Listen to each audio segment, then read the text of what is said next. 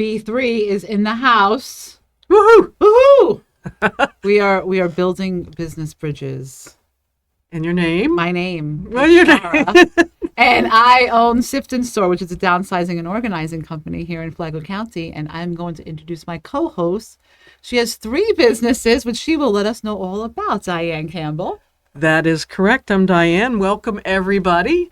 I am the owner of Boney Booties Beach Rentals, also Flagler Electric Bike Rental, and Tree Trends, which my husband and I do in our home. So, but today it's not about us. No. This is never about us. Darin White, and she is the business owner of Able for Seniors. Welcome to the podcast today. Thank you very much. So happy to be here. And we're happy to have you. Give us an overview of what. Let's roll back and figure out how you got to Able for Seniors. Okay. Well, maybe tell you what Able for Seniors stands for. Start would be a there. Good start. So I started this business a few years ago after we moved from Georgia to the Flagler Palm Coast area. And we found out we came from the same town in Georgia. It's So amazing. Crazy. Like amazing. But ABLE is stands for A Better Living Environment. Awesome. Leads to a better life for everyone. And so Able for Seniors is a senior living advisory company business where I help older adults and their families navigate options in senior living, and whether that means options for making living at home better and bringing in the right resources that are vetted, understanding what they need, or if the time comes and the home is no longer the right option for that person, I help folks navigate senior living options in Flagler County, in St. John's, a little bit in Volusia, and a little bit in Duval. So there's a lot to that whole process. That sounds like just a big loaded business that you're doing, and I think it's very needed. So do you act like a kind of like a broker for the senior adult and their families? Not a broker, but you're sourcing. I don't know what the proper name is. So I'm an advisor. Advisor, And an thank you. advisor, senior living advisor. And I help them find the resources that are going to help enable a better living environment, whether that's at home or whether we're looking for senior living options such as independent senior living with support, or it's assisted living, or it's memory support, or it's memory care. And we have a number of those type of communities in the area that I talked about.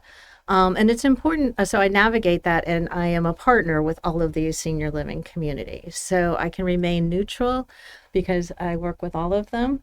So we can find the best fit for what that person you're needs. a bridge. A bridge. I think you're definitely a bridge between the senior, their families, and the facility. That's a wonderful. I'm going to start using that. Thanks, Diane. We give you permission on B3 to use bridge.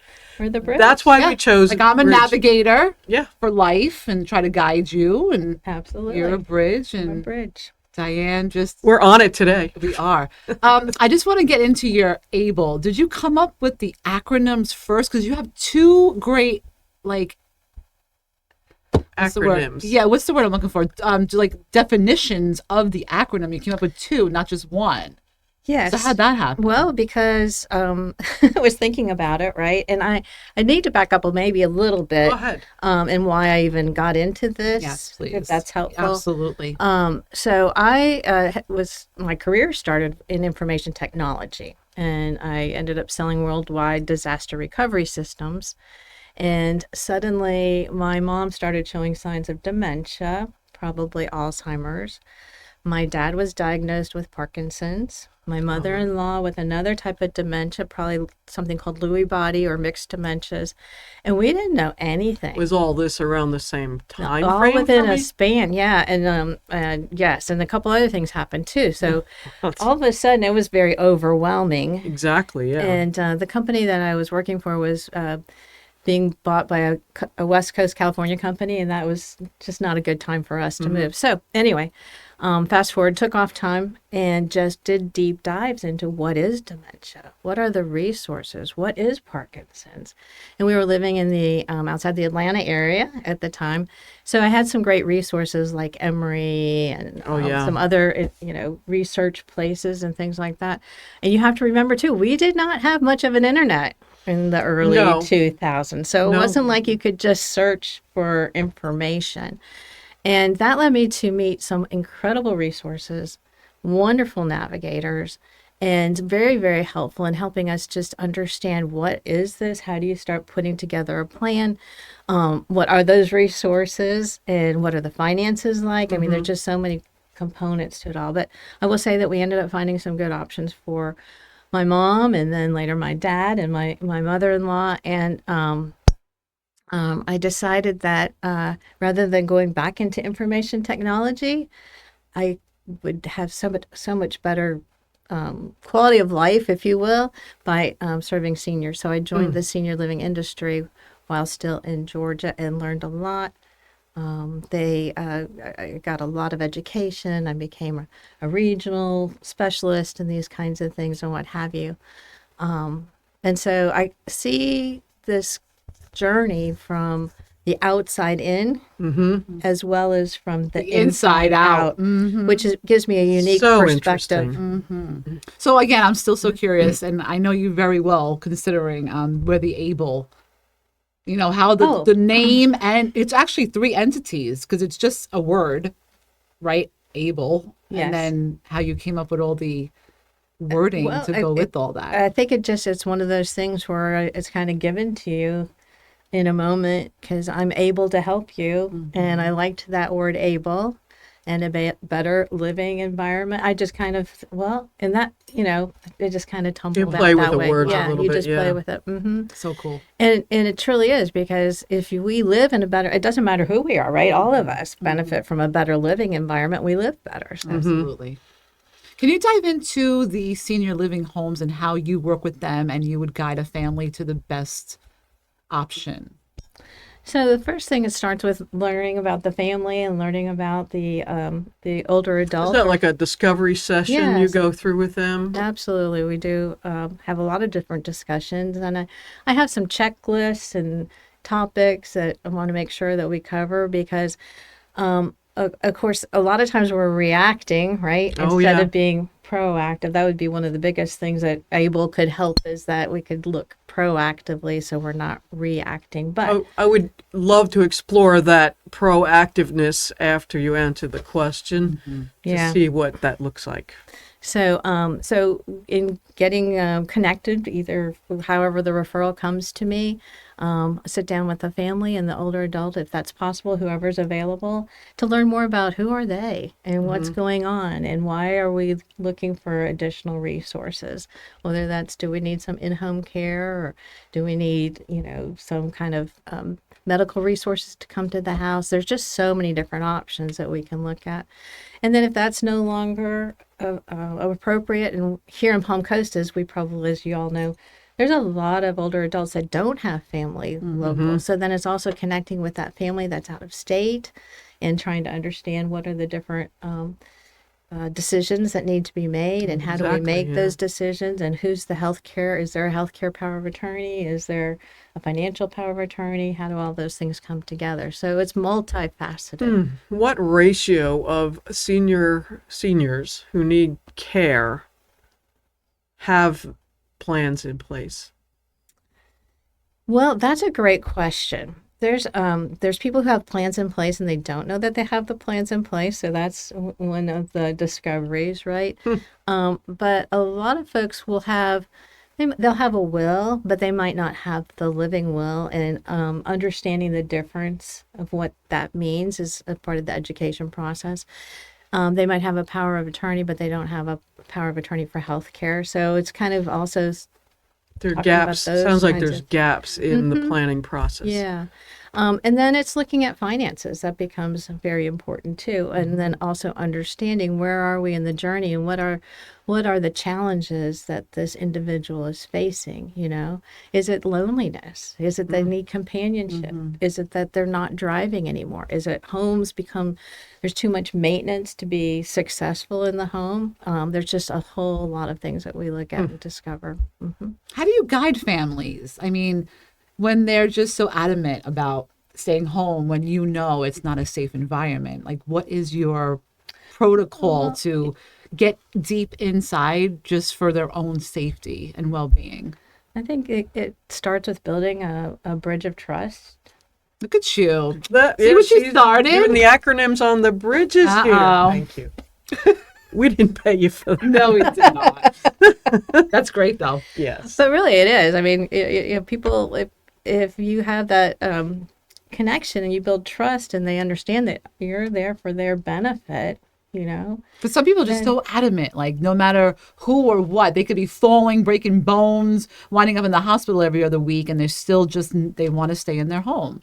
Yeah.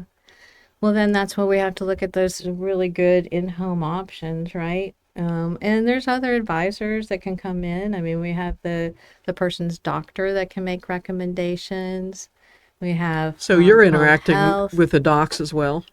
whatever, like if medical content is, bringing in like home health, which includes physical therapy, occupational therapy, speech therapy, those kinds of things. Wow, this is a lot. So the proactiveness, besides recognizing that you're going to need at some point extra help, what else is proactive about? Are you speaking with the families, sons, daughters, extended families of the elderly person? As much as I can in terms of uncovering who those people are and working with a person right now. Of course, we won't go into any names, but she's outlived her family. Oh, wow. And there's nobody really local. That's a but unique she, problem. But she has a great group of neighbors, Oh, cool. and they're coming together to support her. Wow. And I think that's amazing. And I think that one of my other things that I'd like to do in the future is start like a nonprofit called Every Fourth Door, because I believe that in our community, there's so many people behind. If we just looked at our neighborhood and counted the fourth door from us and went and knocked on that door to see who's there and how are they doing, we could help a lot of folks. Wow. That has changed so much over the, and the decades, just from what I've seen. I did grow up, knowing your neighbors and growing up with some of the kids on the street, and times have changed because of technology. But again, I always, bring up COVID, how it really just did a number in different ways and different aspects of now you just keep to yourself. You don't even see your neighbor, know who your neighbor is, and you just go about your life. Yep, there's a lot of that. And then there's a lot of people who have been here for a long time, right? They came in the 80s and the 90s.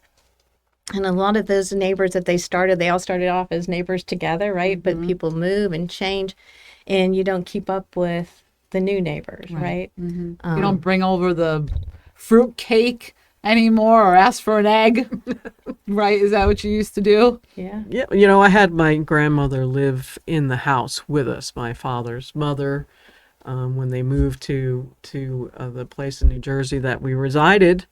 It was a mother-daughter house. So she was above the garage, had her own place, shut the door at night, went to bed. I don't know if that's still happening today as much, but it's an important part of being with a family and caring for those seniors. And I wanted to ask you, you're quite calm and chill. This is something that requires a lot of patience to deal with seniors and the families of the seniors, to explain everything, both to the seniors and then to the caregivers of the seniors.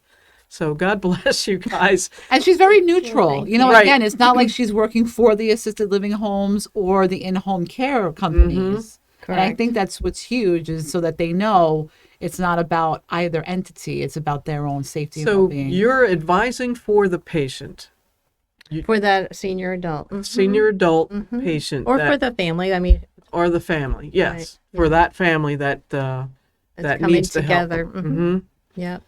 What does it look like in terms of affording to pay for that? Is it covered by insurance, or how does that get managed? So that's a great question. So when you say pay for that, are you talking about going to a senior living How do you community? get paid? Oh, how do I get paid? Yes.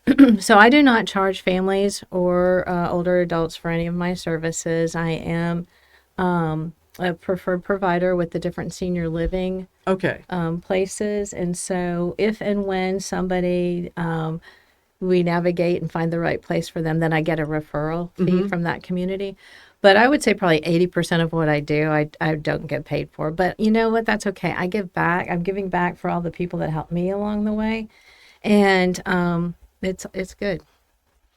Well, that's amazing that you're partnering with the different entities, and you have in your toolbox all these different things that can help a senior get from point A to point B with whatever it is they're dealing with.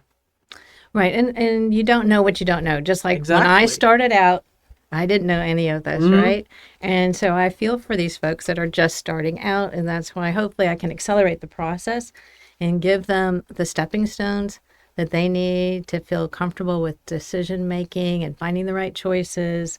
And then sometimes, you go down one path and that's good for a while, and then we need to look at changes, something yeah. else. It changes, Yeah. And so we have the flexibility to do that as well.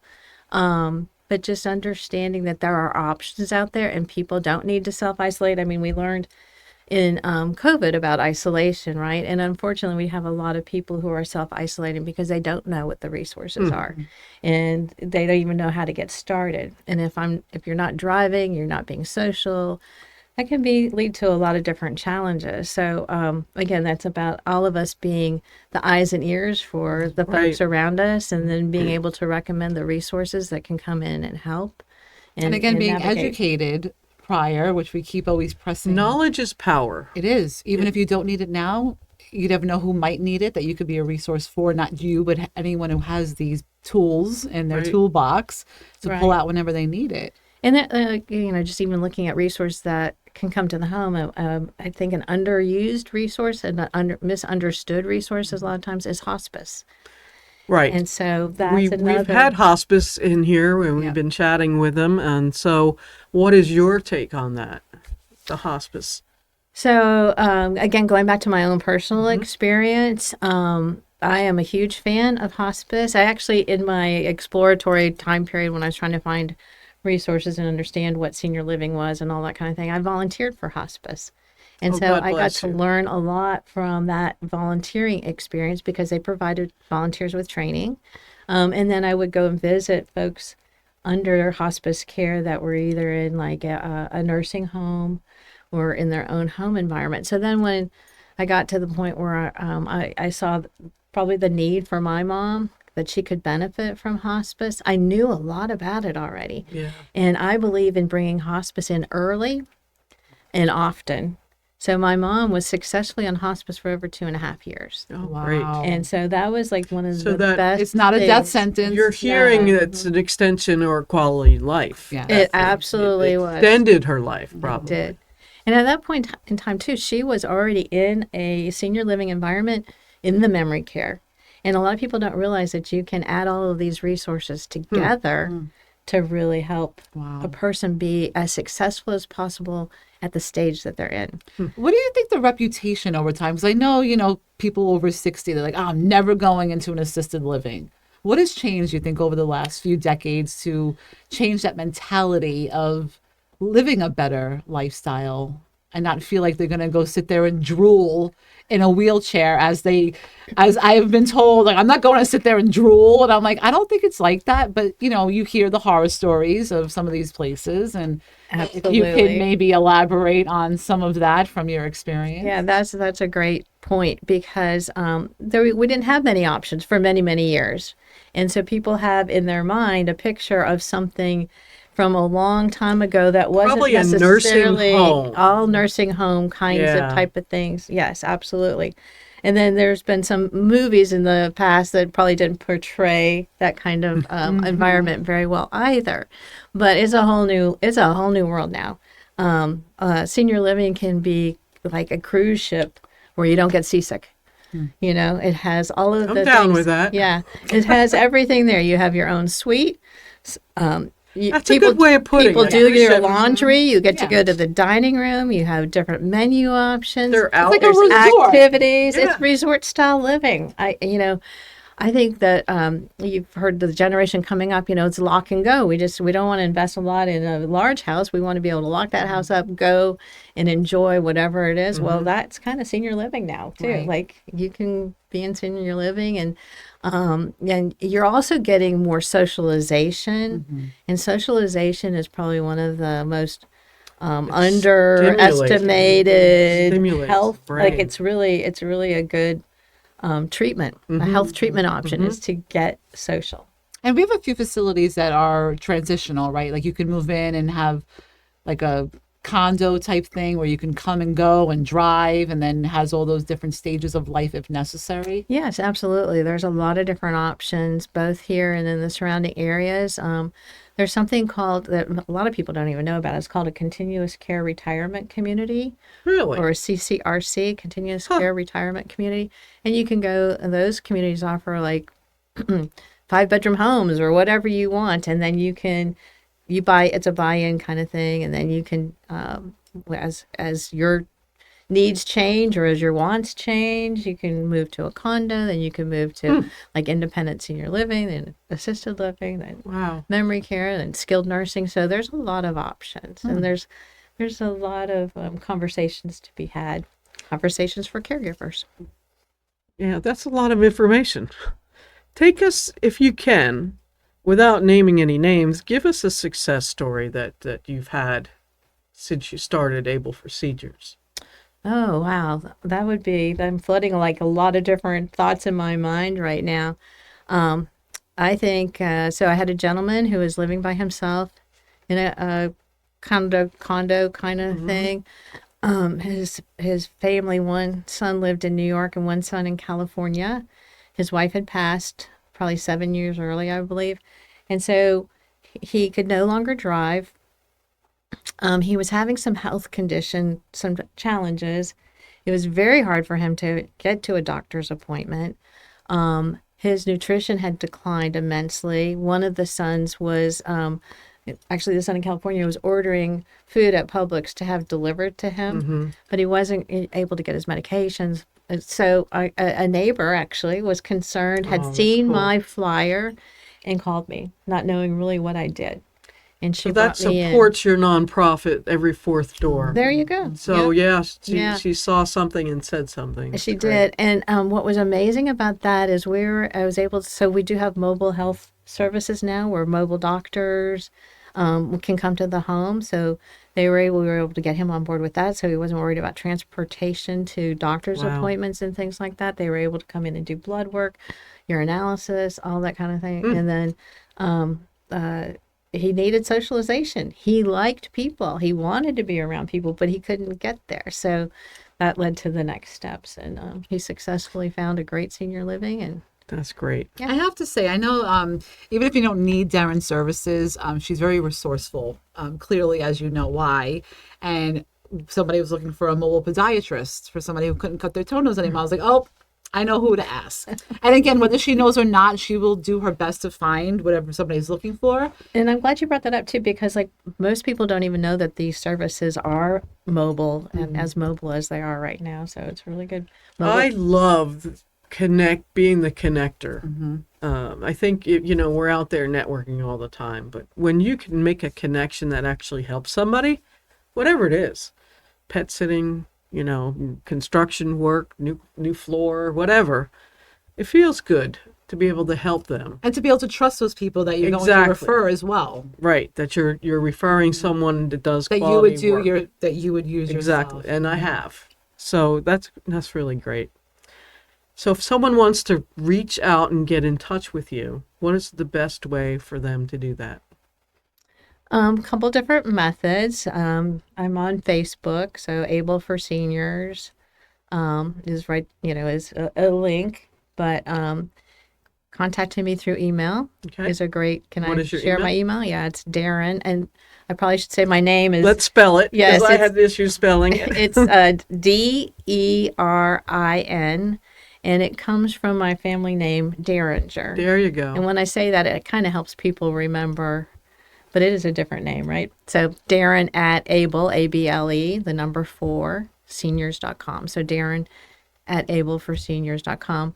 And I'm okay with sharing the telephone number that people can Absolutely. reach me at too, because sometimes that is truly the easiest way for families to get in touch. And it's an easy number, but it's 770-356 2219, 770-356-2219.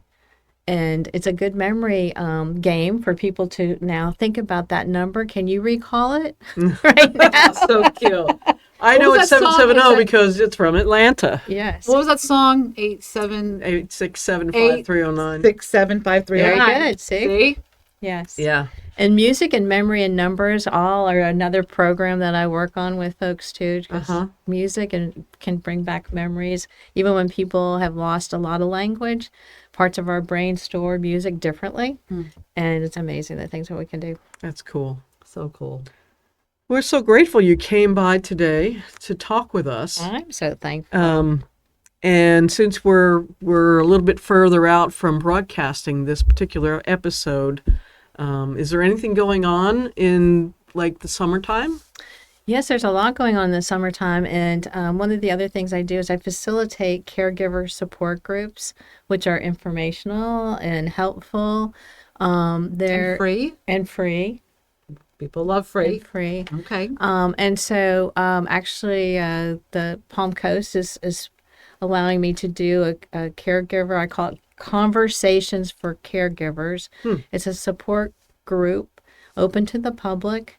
It's hosted the second Wednesday of every month from 10 to 12 at the Southern Recreation Center. Okay. You know, something we didn't even touch on is the caregivers, the Right. spouses, the kids at home taking care That's of a these rough seniors. job. Yeah. And we'll have to have you back, Darin, to talk about that because I dabbled in the healthcare industry a little bit, and I was receiving calls all the time about how do I do this for mom? How do I do this for dad? Or dad doesn't want to do this. That they won't get on that wheelchair. They won't use that walker.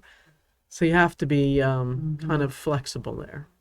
Yeah, absolutely. And there are some statewide resources too that we can talk about, which is another discussion. But there's something called Elder Source. That's a state of Florida program, but you have to register for it in order to get any of the services. And so I walk people through how to do that. And then there's, of course, senior services in Flagler County. There's transportation support. So there's a lot of other things that we can. Tons of resources available. Unbelievable. And most people don't know about them. No. All right. I guess that wraps Here we us go. up.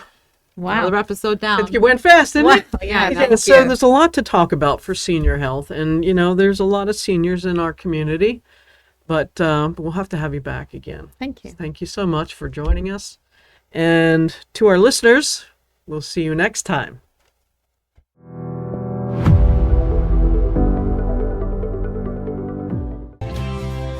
Things are truly better with us.